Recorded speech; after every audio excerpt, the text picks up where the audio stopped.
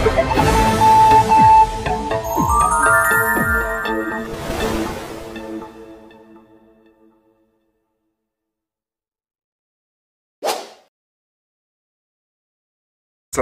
warahmatullahi wabarakatuh. Hari ini ya, hari Selasa tanggal 16 tahun 2025.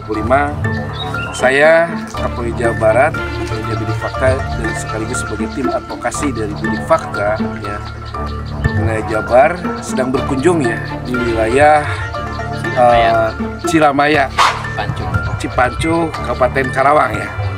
Hari ini saya bertemu dengan Bapak Ipan Supardi ya. Kebetulan beliau dari LBH mana? Office ya, dari sana. Ada hal yang perlu dikondisikan sama kita dari tim advokasi media Bidik Fakta. Izin kepada pimpinan umum ya, Bapak Yanwardio Sejarah Hukum, beserta rekan Bapak Zulkaidah Sejarah Hukum. Saya dapat pelimpahan Pak kuasa dari Pak Ipan ya terkait masalah perkara ya yang dikuasakan oleh Bapak Mahdi ya. Baik, mungkin supaya lebih jelasnya nih Pak Ipan ya. Siap. Perkara ini kan sudah berlarut-larut Pak ya. Betul. Belum ada penyelesaiannya. Betul. Ya, artinya Pak Irfan mungkin dengan sadar ya, tanpa ada paksaan, emang minta bantuan kepada kami ya dari tim advokasi media Bidik Fakta supaya masalah ini bisa ditangani dan dilimpahkan ke kami ya Pak ya. Betul, kita sehingga clear ya. Nah, insya Allah mungkin ya kepada siapapun tidak ada yang kebal hukum ya, tidak ada yang kebal hukum. Siapa yang berbuat, siapa yang bertanggung jawab ya. Artinya kami dari tim advokasi media Fakta akan membantu masyarakat ya Cipancu ya, Cilamaya, Kabupaten Karawang. Siapapun yang menghalang-halangi tugas kami ya, karena kami dari media juga, terus kami juga dari advokat juga ya, artinya semua akan kita tegakkan ya demi keadilan dan kebenaran ya. Baik, ini dengan klien kita ya, calon klien kita Pak Mahdi ya. Iya Pak. Ya, siapa Mahdi? Maaf ya, saya datang dari Bandung Pak. Mungkin sekarang saya mau bertanya ke Pak Mahdi ya. Kronologis yang sedang Bapak alami itu mungkin terkait masalah aset warisan Pak ya? Iya Pak. Nah, di dalam suatu aset warisan ini Pak, saya perlu terangkan ya. Aset warisan itu merupakan harta bersama ya Pak ya. Harta bersama antara ahli waris ya. Di dalam pasal 830, warisan akan dibagikan ketika pewarisan meninggal dunia Pak ya.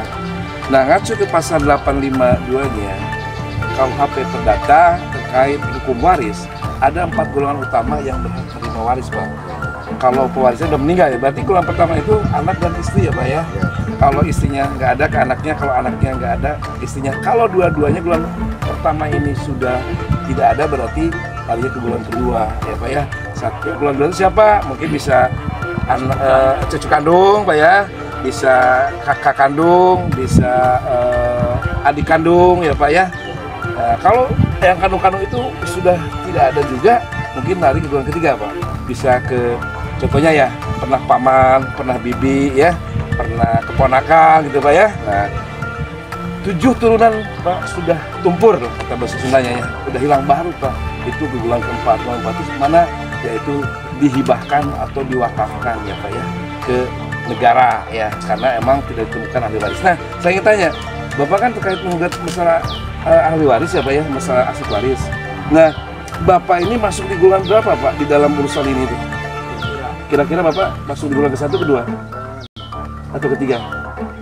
Anak angkat itu mana? Maksudnya kemana itu? Bapak anak angkat ya? Iya. Jatuhnya keponakan yang sebenarnya.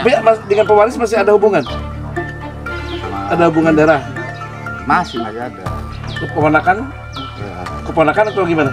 Ua itu teh yang Ua, jadi anaknya siapa? anaknya Makarsina. Jadi angkatnya Makarsina. nanti keponakan ya? Iya.